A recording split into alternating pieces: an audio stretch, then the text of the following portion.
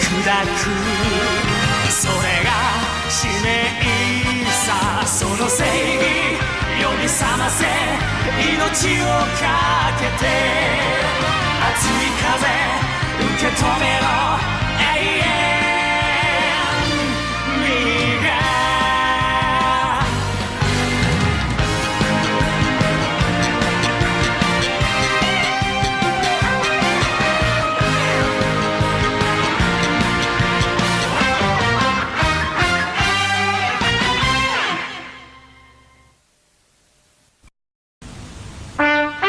ซิลเวอร์แคสเซิลยอมรับคำท้าต่อสู้ของบุรุษนิรนามในการแข่งขัน 48 ชั่วโมงที่เกาะเฮกโตปัสคาล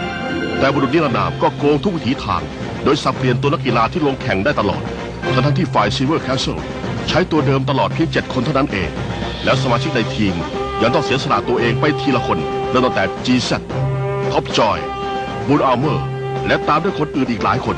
จนกระทั่งถึงด่านสุดท้ายมีเหลือเพียงแค่ 3 คนเท่านั้นแต่ภายในลูกบอลที่แมกนัมเอสถือมาก็เต็มไปด้วยวิญญาณนักกีฬาของทุกคนในทีมที่รวมใจเป็นหนึ่งเดียวกันตอนดวงวิญญาณที่รวมเป็นหนึ่งเดียวว้าที่นี่มันที่ไหนกันล่ะเนี่ยแล้วทางออกมันอยู่ทางไหนก็ไม่รู้สิเอ๊ะ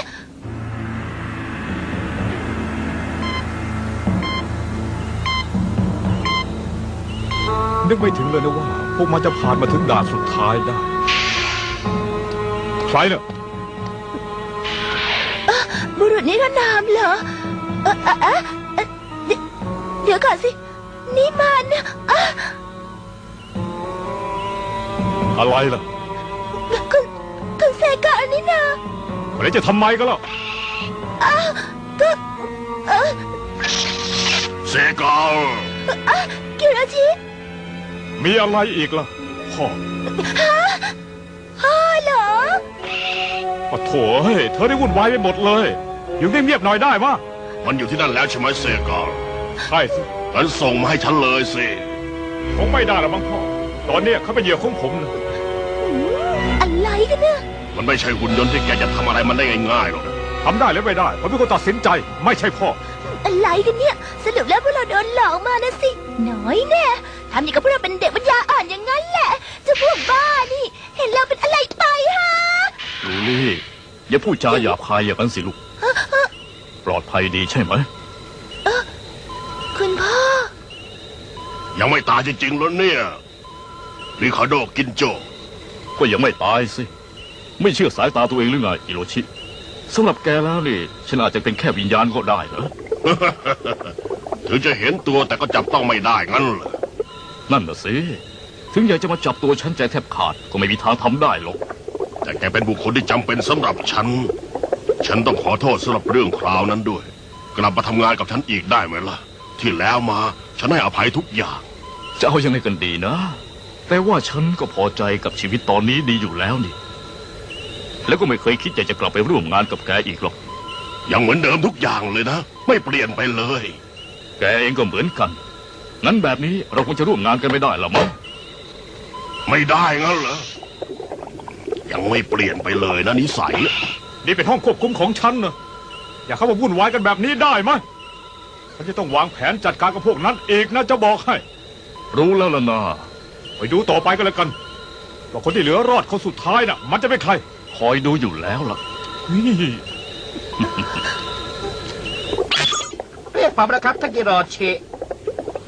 ไปชิงตัวริคาโดกินโจมาจากเซกันให้ได้แกใช้วิธีอะไรก็ได้ตามใจแกแล้วกันนะเล็กครับผม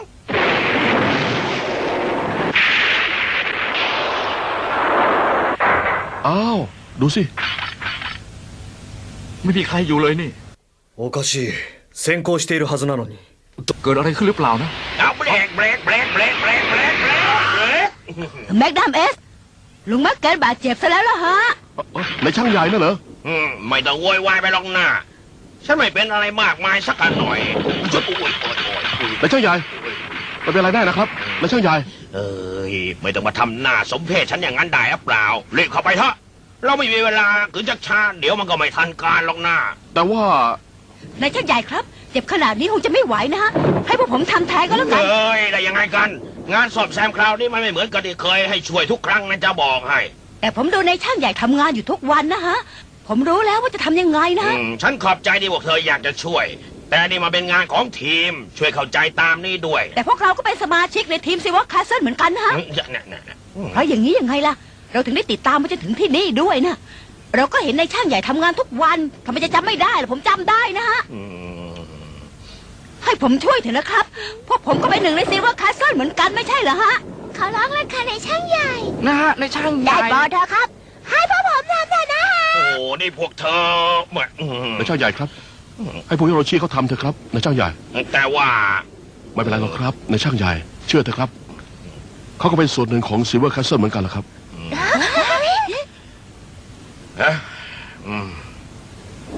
เอาไม่มีเวลาแล้ว รีบลงมือเลยถ้าจะช่วย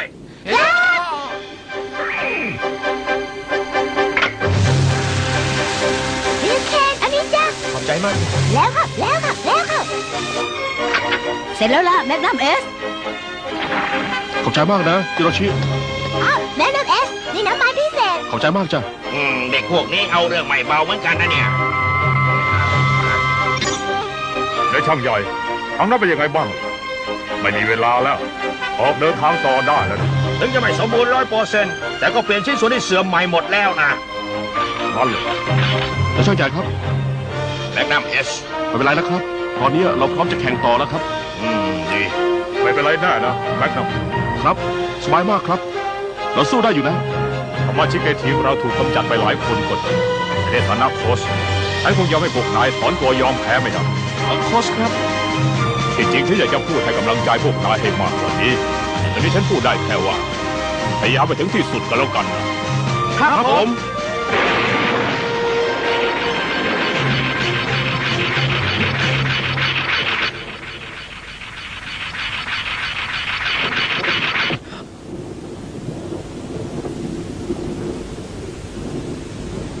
ในที่สุดเราก็มาถึง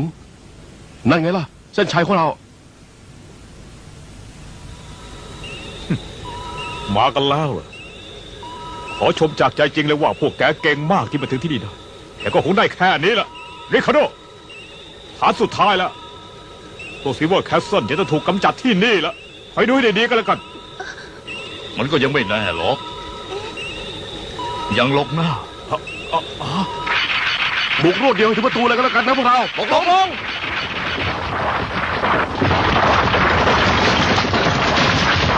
ระวังอันตราย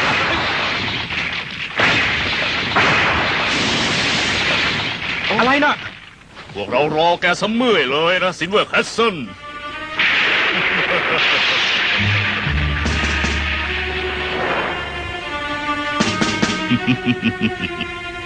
บอกไว้ก่อนนะว่าเราน่ะไม่เหมือนกับพวกที่แกเคยเจอในด่านที่แล้วหรอกซิลเวอร์แคสเซิลเฮ้ยอย่าเฮ้ยอย่าพวกแกไม่มีทางหนีหรอกซิลเวอร์แคสเซิล บุกรวดเดียวถึงเส้นชัยเลยดีกว่าพวกเราตกลง เฮ้ย ตะข่ายไฟฟ้า บอกเลยเลยว่าไม่มีทางหนีไปได้หรอก พี่จะทำอะไรกันเนี่ย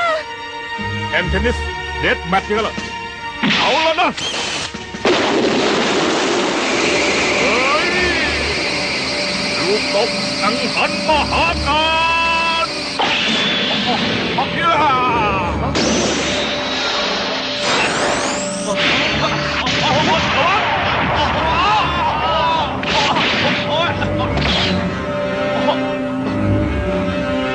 ลูกตบบัตเตอร์ฟลายโซนิก ลูกตบแบทแฮนด์แคนนอน ลูกตบจับแทนบอมเบอร์ ลูกตบลูกพรีมไฮโดรลิก หรือตบอุตลุด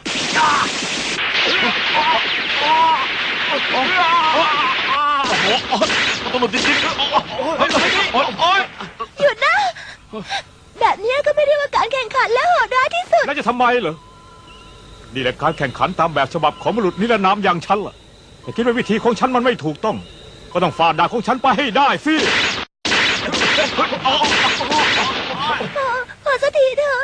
เดี๋ยวก็ตายกันหมดหรอก ไม่เป็นไรหรอกลูลี่ เราต้องเชื่อมั่นในพวกเขาสิ เชื่อในวิถีทางแห่งซินเวอร์แฮสเซนยังไงล่ะลูก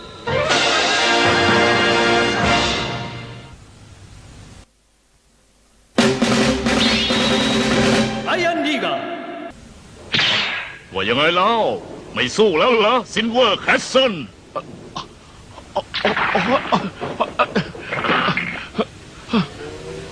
อย่างแล้วนะเราจะไม่ยอมแพ้จนกว่าจะถึงเส้นชัย ไงนะใช่แล้วล่ะพวกเราจะไม่ยอมแพ้เด็ดขาด เราจะต้องสู้เพื่อทุกคนด้วย ใช่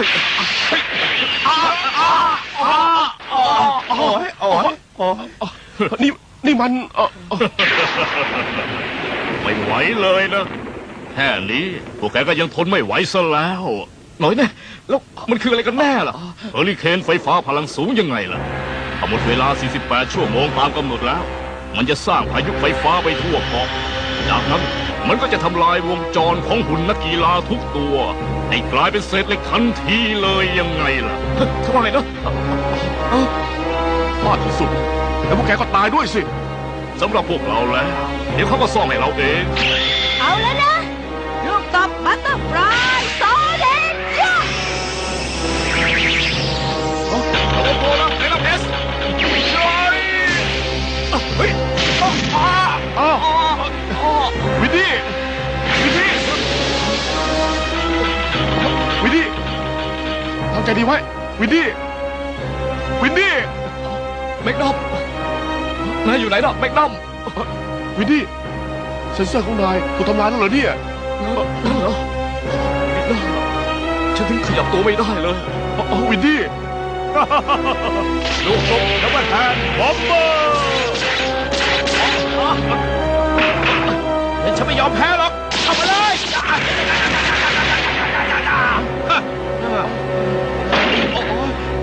ริวเคนเป็นไงบ้างริวเคน ไม่เป็นไรหรอกแมกนัมเอสฉันใช้พลังหมัดมากไปวงจรเลยไหมทีนี้ฉันจัดการเองแมกนัมเอสตรงไปที่เส้นชัยเถอะ ยอมเจ็บคนเดียวเหรอแล้วให้คนอื่นไปสบายอย่างนั้นหรือไงทุเรศสิ้นดีเลยนะ นี่แหละหุ่นนักกีฬาอย่างพวกเราไงวิถีชีวิตของหุ่นนักกีฬายังไงมันเป็นอย่างนี้ละ แกไม่ต้องมาพูดเรื่องไร้สาระให้เราฟังหรอกนะเตรียมตัวเถอะเฮ้ย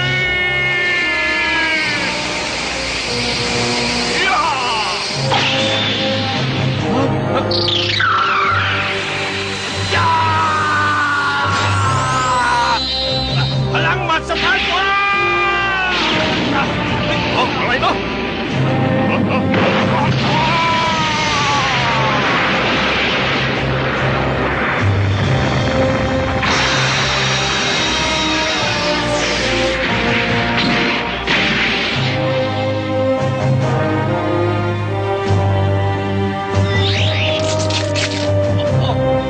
ฮะริวเคนทำใจดีไว้ริวเคนริวเคนริวเคน แมกนัมเอสขอโทษด้วยนะฉันคงไม่ไหวแล้วล่ะ ริวเคนรออยู่ตรงนี้ก่อนนะฉันจะกลับมาฉันต้องกลับมารับนายแน่รับรอง ในที่สุดก็เหลือแต่แกคนเดียวแล้วนะแมกนัมเอสนี่หรอกเตรียมตัวรับไอ้ลูกตบทั้งหันมหาการ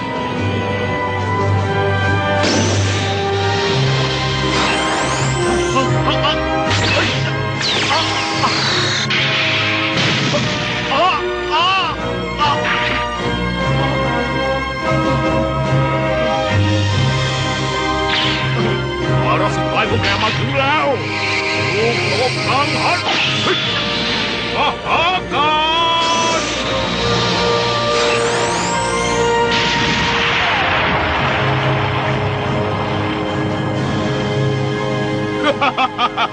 จบสิ้นกันสักที โอติโฟโซนิก อะไรนะ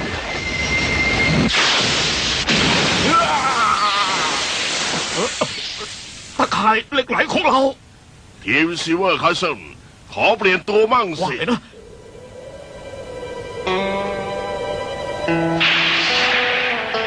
ต่อจากนี้ไปผู้ต่อสู้ของแกก็คือพวกเรา ว่ายังไงนะ โกดอาร์มโกดอาร์ม เดี๋ยวก่อนพวกแกไม่มีสิทธิ์ลงแข่งครั้งนี้นะจะบอกให้ ทำไมจะไม่มีสิทธิ์ล่ะทีมซิลเวอร์แคสเซิลเคยมีบุญคุณกับพวกเรานี่นะ แล้วทำไมพวกเราจะช่วยบ้างไหม คุณ ล่ะ อย่างนั้นเหรอไอ้แค่หุ่นยนต์มีความคิดแบบนี้ได้ยังไงกันจัดการกับพวกมันซะให้พวกมารอดไปได้นะ พลังดาวหาง อะไรกันเนี่ย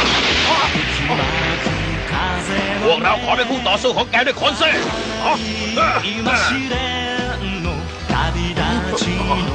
อย่ามีพวกเราอีก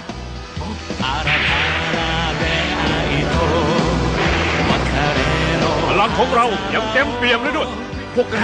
อะไรกันเนี่ย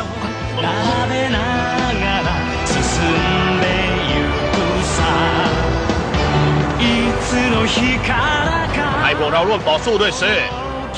จัดการมาลงดิสเลย์ แม็กนัมเอส ทุกคน ผู้เรียนนักกีฬามากันเยอะแยะเลย มหาที่สุดเลยทำไมพวกคุณนักกีฬาจรจัดถึงได้ใครสั่งพวกแกน่ะ ไม่มีใครสั่งเราหรอกเราตัดสินใจมากันเองต่างหากล่ะมีอะไรบางอย่างที่สื่อระหว่างแผงวงจรของพวกเรา สิ่งที่อยู่ข้างในมันเรียกร้องให้เรามาช่วยซิลเวอร์แคสเซิลยังไงล่ะ อะไรกันเป็นไปได้ยังไงกันเนี่ยริคาร์โดแกเป็นคนสั่งให้ทำแบบนี้ใช่ไหม ใครบอกแล้วฉันทำแบบนั้นไม่ได้หรอกพวกนั้นน่ะมีความคิดเห็นเป็นของตัวเอง แล้วก็มีความรู้สึกที่เหมือนกันถึงได้มารวมกันที่นี่ มหาที่สุดถ้าคุณยนต์แท้ๆมันรู้สึกแบบนี้ได้ยังไงกัน แมกนัมเอสกดเอาไหวหรือเปล่าทีมซิลเวอร์แคสเซิลตอนนี้อยู่พร้อมหน้ากันแล้วนี่เริ่มแข่งได้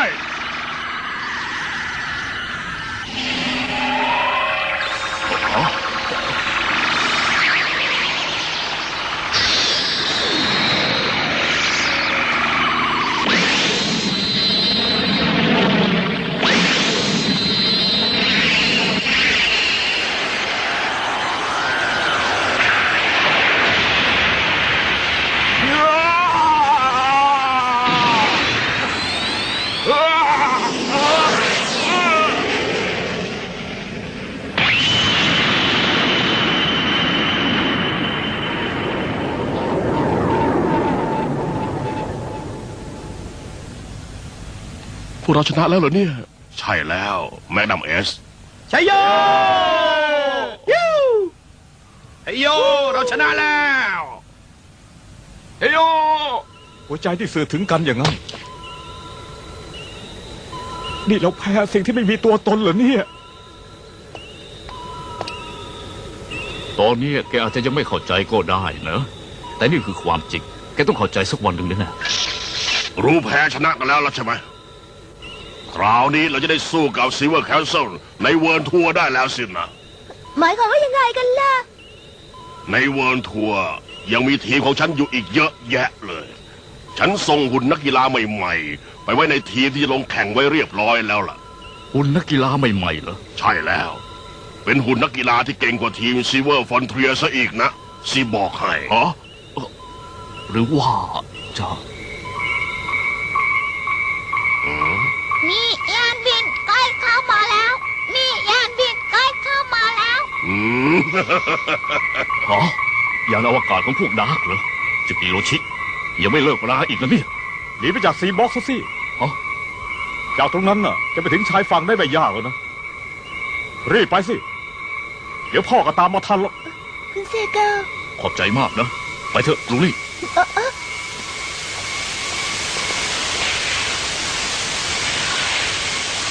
หัวใจที่สื่อถึงกัน ยังไงก็ต้องไปเหรอคะ พวกดาร์กนะยังตามจับตัวพ่ออยู่นะ เราอย่าอยู่ด้วยกันเลยดีกว่าลูลี่ คุณพ่อ ซินเวอร์แคสเซิลยังเอาชนะมาได้ด้วยพลังของตัวเองเลยนี่นะถึงจะไม่มีพ่อก็คงจะไม่เป็นไรหรอก คุณพ่อคะ การแข่งเวิร์ทัวร์คราวนี้คงจะดุเดือดกว่าที่ผ่านๆมาแน่นอน ระวังตัวให้ดีด้วยล่ะ ครับผม ลาก่อนค่ะคุณพ่อ ขอให้โชคดีนะคะ ลาก่อนครับคุณริคาร์โด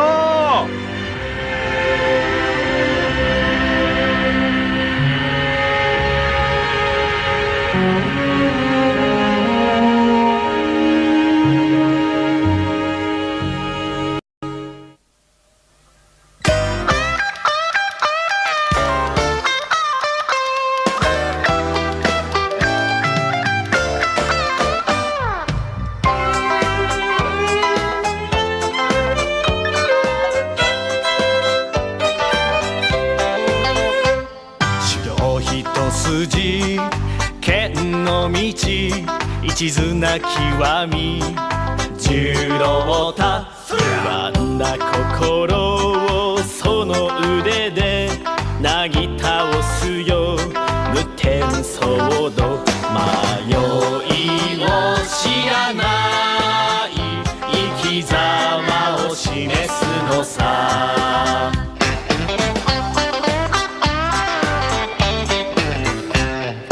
お手軽な性格でも情けには熱いトップ